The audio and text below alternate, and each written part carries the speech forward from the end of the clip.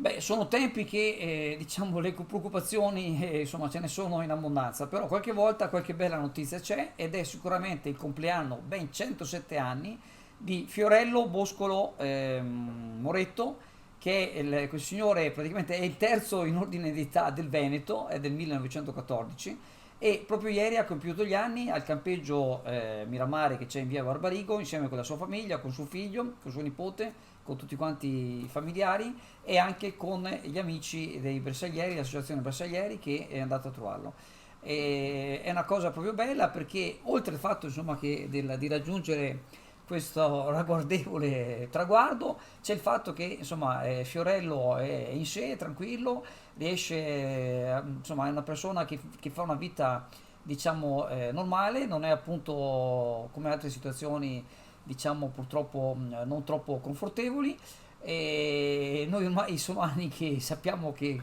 c'è, che insomma che fa gli compie gli anni, è una cosa veramente bella e facciamo tanti auguri e complimenti sia a lui e alla sua famiglia, ma anche appunto ai bersaglieri che lo vanno a festeggiare.